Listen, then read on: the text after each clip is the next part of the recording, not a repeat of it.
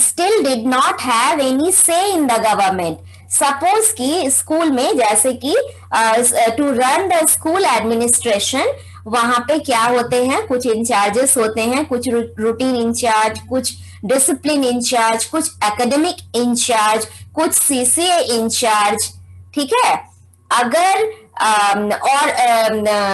अगर उसमें मेरे कोई रिप्रेजेंटेटिव नहीं रहेंगे तो मैं अपनी बात को वहां तक पहुंचा नहीं पाऊंगी। उसी तरह से ये जो ब्रिटिश एडमिनिस्ट्रेशन था उसमें जब इंडिया, तो उसमें क्या हम लोगों के कोई रिप्रेजेंटेटिव नहीं थे, जिस वजह से we did not have any say in the government और in the formulation of policies.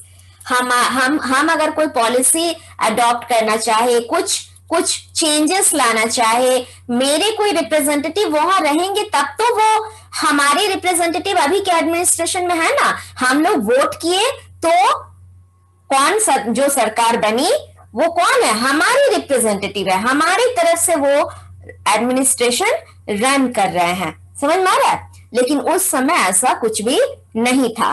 तो द रिसेंटमेंट, यहां रिसेंटमेंट का मतलब लिखो एंगर, डिससैटिस्फैक्शन, दो वर्ड लिखो। रिसेंटमेंट मीन्स लिखो anger and dissatisfaction, surfaced in the form of different rebellions. Rebellions means तो समझते हो, rebel means विद्रोह, revolution, है ना।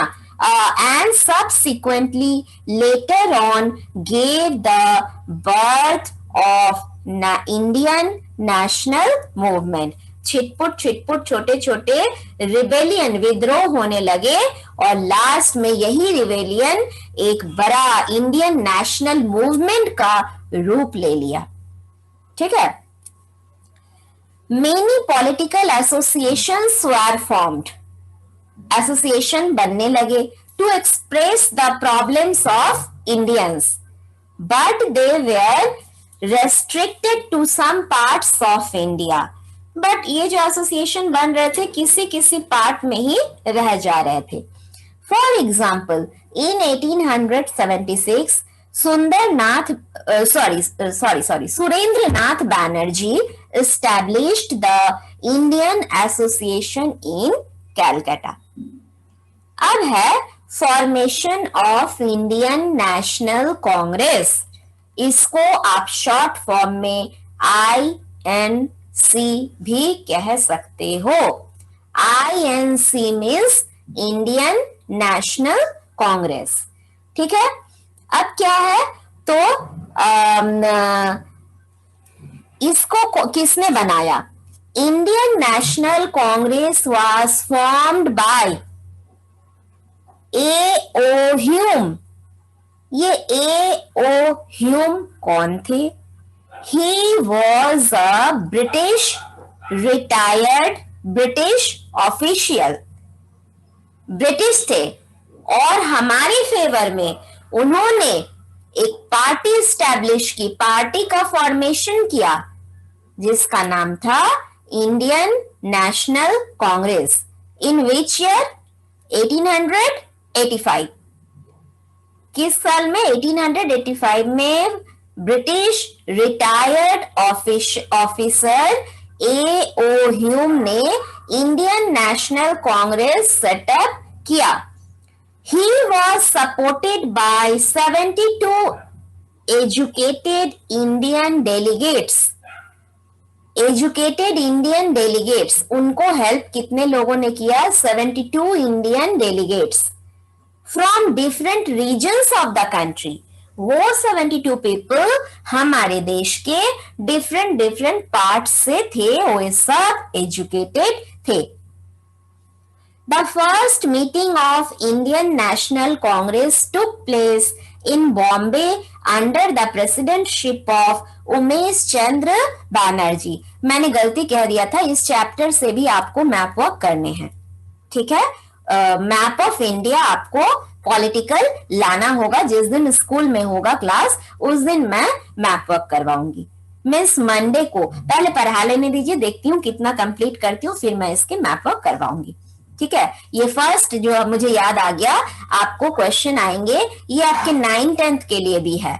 किसी एक साल में ये सब वहां पे आ सकता है कि formation of Indian National Congress कहाँ हुआ, तो बॉम्बे, इन विच ईयर 1885।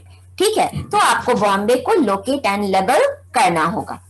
अब क्या है कि इसके प्रेसिडेंटशिप में, और ये सब आपके आगे के एग्जाम जो सिविल सर्विस एग्जाम ऑप्ट करेंगे, जो बीपीएससी यूपीएससी सर्विस कमीशन देना चाहेंगे, ये सब चैप्टर से जनरल नॉलेज में उनके लिए क्वेश्चंस भरे रहते हैं कि किसकी प्रेसिडेंटशिप में ये इंडियन नेशनल कांग्रेस की फर्स्ट जो है मीटिंग हुई, तो डॉक्टर उमेश चंद्र बैनर्जी। ठीक है, gradually means slowly, the Congress became the backbone of Indian National Congress, means Congress का एक इंपॉर्टेंट प्लेस बन गया। The early phase of the Congress was influenced by the leaders who were referred as moderates. Early phase of Congress, अच्छा, अब कांग्रेस में division हो जाते हैं, अर्ली मेंबर एंड लेटर।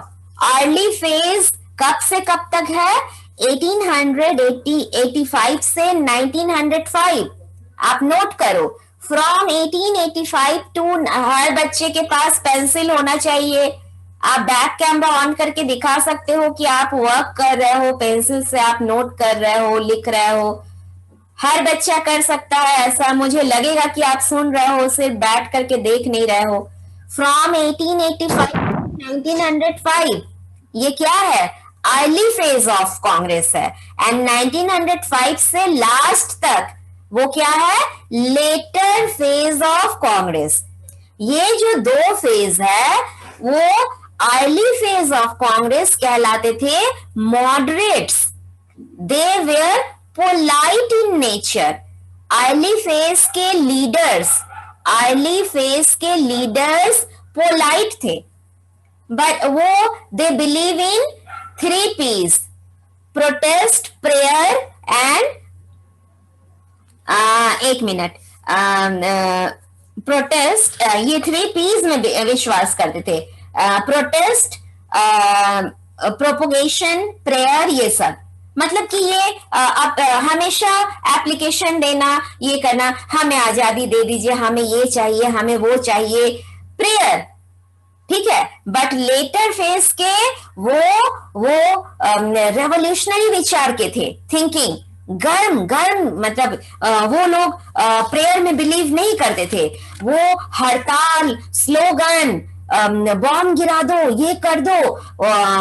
उसमें कौन कौन थे लीडर लेटर फेज में, अरविंदो घोष, लाला लाजपत राय, बाल गंगाधर तिलक और बिपिन चंद्र पाल। इन तीनों को कहा जाता था लाल बाल पाल।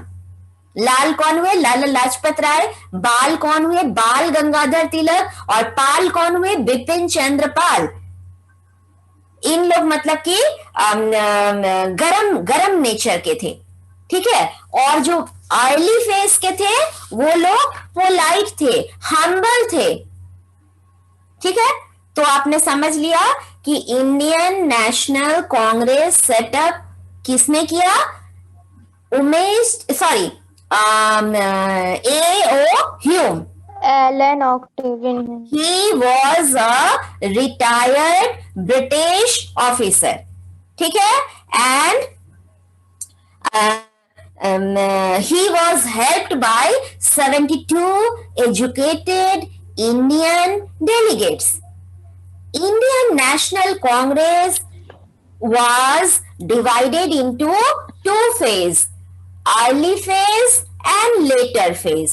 अर्ली फेज की टाइमिंग थी 1885 टू 1905 और लेटर फेज की थी 1905 टू 1947। अर्ली फेज के लीडर्स कहलाते थे मॉडरेट्स। मॉडरेट्स हैड, अब मॉडरेट के बारे में कहानी सुनो, पहले ही बोल दी, they were humble, they were polite, and they had complete faith in British. British इतना गड़बड़ कर रहे थे, हम लोगों के एक एक स्टेट को कैप्चर कर लिए, हम लोगों के सारे इंडस्ट्री को, हैंडीक्राफ्ट इंडस्ट्री, एग्रीकल्चर, हर चीज को रुइन कर दिए, कॉटन इंडस्ट्री, सब चीज को रुइन कर दिए। They drain the British, they drain the Indian wealth to Britain. उसके बावजूद अर्ली फेज के लीडर किस बात में यकीन करते थे? ब्रिटिशों में यकीन करते थे। दे थिंक, मोहनदास करमचंद गांधी भी, उनका कहना था कि ब्रिटिशर्स लोग क्या है? Justice loving people. सोच लो, क्या कहते थे? जस्टिस लविंग पीपल, वो न्याय पसंद करते हैं। अब देखो, they adopted moderate ways to pursue their goals.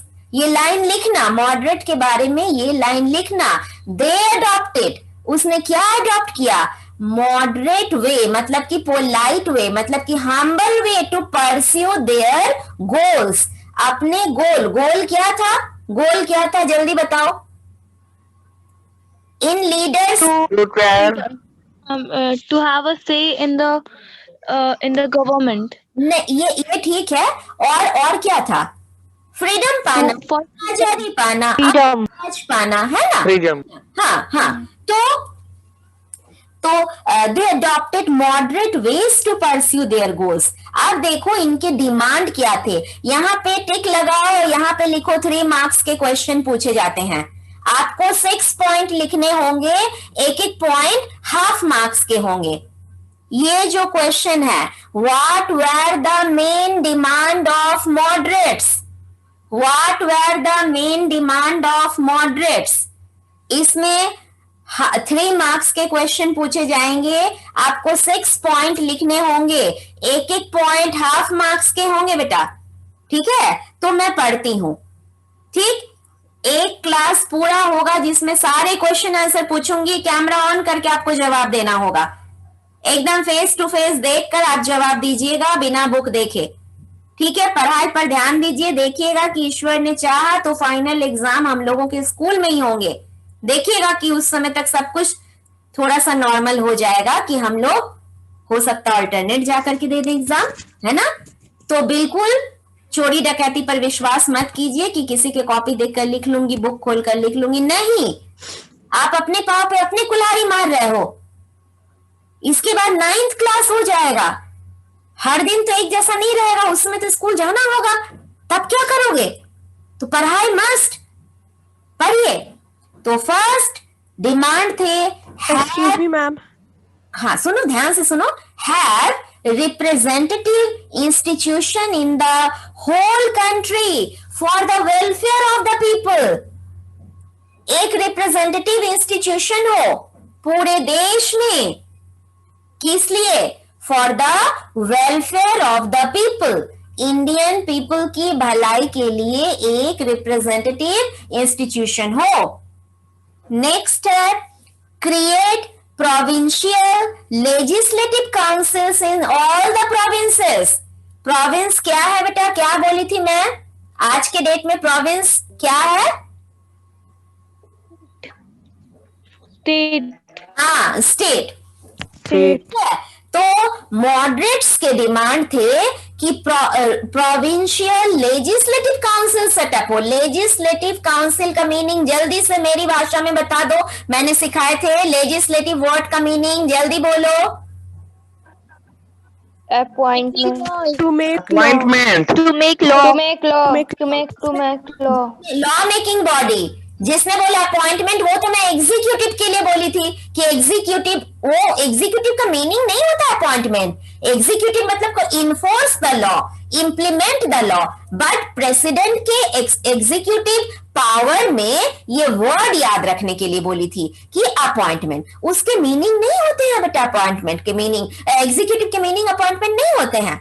मैंने कहा था उस पावर में वो क्या करते हैं, सारे तरह के अपॉइंटमेंट करते हैं, इसलिए ये वर्ड याद रखना। लेकिन लेजिस्लेटिव का मतलब मैं शुरू से बताती आ रही हूं, लॉ मेकिंग, लॉ मेकिंग, है ना? तो लॉ मेकिंग बॉडी क्या है हमारे देश में? लोकसभा, राज्यसभा, बाइकैमरल लेजिस्लेचर, तो वो तो बात की बात हो गई, आजादी मिलने के बाद की बात। यहाँ पे मॉडरेट लीडर ने क्या डिमांड की है कि हर प्रोविंस में क्या हो, प्रोविंशियल लेजिस्लेटिव असेंबली हो, ठीक है। और क्या है, होल्ड सिविल सर्विस एग्जामिन, अभी तुरंत मैंने सिविल सर्विस एग्जाम की बात की, बीपीएससी यूपीएससी ये सब एग्जाम आप कंपीट करते हो तो आप सिविल सर्विसेज ज्वाइन कर सकते हो। तो इनके डिमांड थे कि सिविल सर्विस एग्जाम, ये सब एग्जाम पास करेगा तभी तो कोई एडमिनिस्ट्रेटिव जॉब कर सकेगा, तभी तो गवर्नमेंट में उनकी कोई रिप्रेजेंटेटिव जाएंगे। बट ये एग्जाम यहाँ इंडिया में नहीं होता था, ये वहां पे होता था, और जिसके लिए उन्हें उन्हें समुद्र पार करना पड़ता था। और उस जमाने में ये माना जाता था कि अगर सी वॉयज करते हैं, अगर समुद्र पार करते तो उनको जात भ्रष्ट हो जाता है, उनका धर्म भ्रष्ट हो जाता है। तो कोई जाना चाहेगा? नहीं जाना चाहेगा। बट गए, कौन गए? रविंद्रनाथ टैगोर के फैमिली से वो गए, वहां सिविल सर्विस एग्जाम देने के लिए गए, because they were very modern, अपने जमाने से बहुत आगे की सोच थी उनकी, वो नहीं डरते थे। समझ में आया? वो बात की बात है, वो बाद में आप लोग पढ़िएगा। फिलहाल आप देखिए कि डिमांड थे कि hold civil service exam in India, ताकि उस एग्जाम को कंप्लीट करके गवर्नमेंट में वो एडमिनिस्ट्रेटिव पोस्ट में वो ज्वाइन कर सके। Ensure the growth of Indian industries and handicrafts, Indian industry और हैंडीक्राफ्ट को तो इन लोगों ने तबाह कर दिया था। तो इनके डिमांड थे कि फिर से इंडियन हैंडीक्राफ्ट और इंडस्ट्री के ग्रोथ किए जाएं। नेक्स्ट थे stop the drain of wealth to Britain, थोड़ी देर पहले ही मैंने कही थी, तो उनकी ये पॉलिसी थी कि इंडियन वेल्थ को ड्रेन करके कहां भेज दिया जाए। इतने सारे पॉलिसी उसने अडॉप्ट किए थे, रॉ मटेरियल को कम दाम पे खरीदना और अपने देश में भेज देना, और वहां मशीन मेड गुड्स को हमारे यहां बेचना, वो भी ज्यादा दाम पर। ये सब क्या था? Drain of Indian wealth to Britain. इनका कहना था कि इस चीज को बंद कीजिए। नेक्स्ट है and the exploitation of Indian resources and Indian people. ये क्या कर रहे थे? हमारे रिसोर्सेस का एक्सप्लॉयटेशन कर रहे थे, हमारे पीपल को एक्सप्लॉइट कर रहे थे, काम करवा कर मजदूरी ना देना, कम मजदूरी देना, ये सब क्या था? एक्सप्लॉइटेशन था। तो ये सब क्या थे? मॉडरेट्स के मेन डिमांड थे, ठीक है। अच्छा, तो क्या यही आपके 3 नंबर के क्वेश्चन में पूछे जाते हैं हमेशा।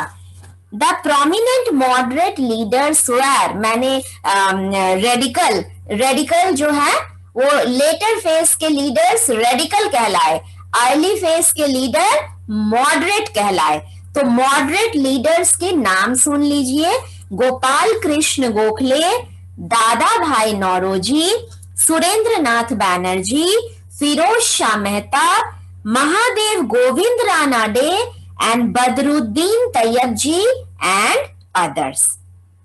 ये लोग अर्ली फेज के लीडर्स थे, ठीक है। आप लोग बार बार रिकॉर्डिंग को देख लेना ताकि सारी बात आपको दोबारा याद आ जाए, ठीक है। आपके पास ये पॉजिटिव चीज है अब रिकॉर्डिंग। अच्छा, yes ma'am. During that period, उस जमाने में plague and famine killed thousands of Indians. ये प्लेग क्या है, कोई बता सकता है? बताओ। मैम वो रैट फ्ली प्लेग डिजीज, और उस जमाने में इस बीमारी के कोई इलाज नहीं थे। माने इस बीमारी से गांव का गांव उजड़ जाता था। फेमिन, अकाल पड़ता था, अकाल, बारिश नहीं हुई, सूखा पड़ गया तो गांव के गांव उजड़ गए, जानवर मर गए, इंसान मर गए। तो ये सबसे thousands of people lost their life. अंतिम व्यक्ति को कंधा देने के लिए, उसकी अर्थी उठाने के लिए कोई बचता नहीं था। तो the economic condition were miserable. तो सोचो कि इंडियन लोगों की इकोनॉमिक कंडीशन भी बहुत मिजरेबल थी, दयनीय थी। Young Indians disgusted by the British carelessness.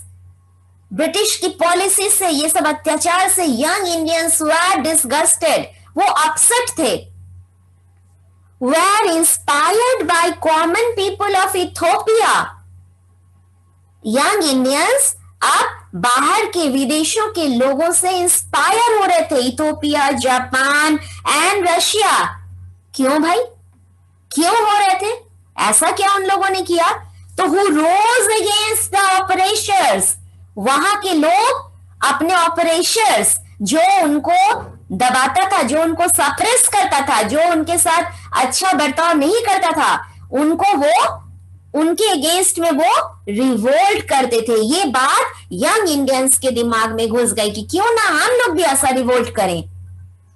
ठीक है। औरबिंदो घोष, लाला Lajpat Rai, Bal Gangadhar Tilak and Bipin Chandrapal emerged as new leaders। ये लोग नए लीडर बनकर इमर्ज हो गए। and were known as radicals। they did not believe in appeals। अब देखो, मॉडरेट का उल्टा रेडिकल में लिखना। मॉडरेट और रेडिकल्स में अगर डिफरेंशिएशन आ जाए, ठीक है, तो मॉडरेट के लिखना कि early phase were known as moderate, later phase were known as radicals. फिर अर्ली फेज के डेट दे देना 1885 टू 1905 और रेडिकल्स के दे देना 1905 टू 1947। फिर अर्ली फेज के लीडर्स के नेम दे देना और लेटर फेज के लीडर्स के नेम दे देना। फिर अर्ली फेज के लिख देना कि they were polite and humble in nature, और इन लोगों में दे देना they were not polite, not लगा देना, and not polite and humble. Early phase में लिखना they believed in appeals, later में लिख देना they did not believe in appeals. समझना है? तो मिडिल ऑफ द चैप्टर से कौन क्वेश्चन आएंगे ये आप भी नहीं जानते हो, मैं भी नहीं जानती हूं। मैं हर पॉइंट में कुछ पॉसिबिलिटी आपको बताऊंगी। अगर ऐसा है तो ऐसा करना, अगर ऐसा है तो ऐसा करना। ठीक है। अच्छा, तो ये आप देखो, लेटर फेज के लीडर क्या करते थे? तो दे बिलीव्ड इन एक्शंस, दे बिलीव्ड इन एक्शंस, प्रोटेस्ट करते थे, हड़ताल करते थे, स्लोगन्स देते थे, स्लोगन्स देते थे। They propagated Indian culture and Hinduism, वे प्रोपोगेट करते थे इंडियन कल्चर, हिंदुइज्म को। उसी समय एक बहुत बड़ी घटना हो गई, पार्टीशन ऑफ बंगाल। मैंने फर्स्ट चैप्टर पढ़ाते वक्त कहा था Bengal was the richest and biggest province of India, और सबसे पहले बंगाल को उसने अपना शिकार बनाया। किसने? ब्रिटिश लोगों ने। By the help of battle of Plassey and battle of Buxar. Bengal में कौन कौन था? बंगाल में आपका बिहार भी आ गया, बंगाल में उड़ीसा भी आ गया, बंगाल में झारखंड भी आ गया, और इन लोगों ने बंगाल का डिवीजन, पार्टीशन कर दिया। ठीक है। किसने किया? Lord Curzon. किसने किया? Lord Curzon. कब किया? 1905 में किया। क्या कहकर किया? बड़ा ही बेवकूफ बनाया लोगों को। कहा कि it is not easy to collect revenue from such a big province. देखो, it was difficult to govern and collect revenue from such a big province। और यहां से कितना रेवेन्यू आता था तुमको तो पता है, आपको पता है ना? Yes ma'am. कितना दिया था? 24 परगना के सारे इन लोगों ने, मीर जाफर ने दे दिए थे रेवेन्यूज। तो इसने कहा कि, और ये कहकर लोगों को बेवकूफ बनाया।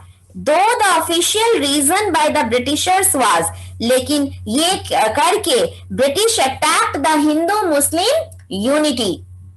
ऐसा करके उसने हिंदू मुस्लिम यूनिटी पर अटैक किया। हिंदू मुस्लिम उस समय सब यूनाइटेड थे, लेकिन इसने ऐसा करके in order to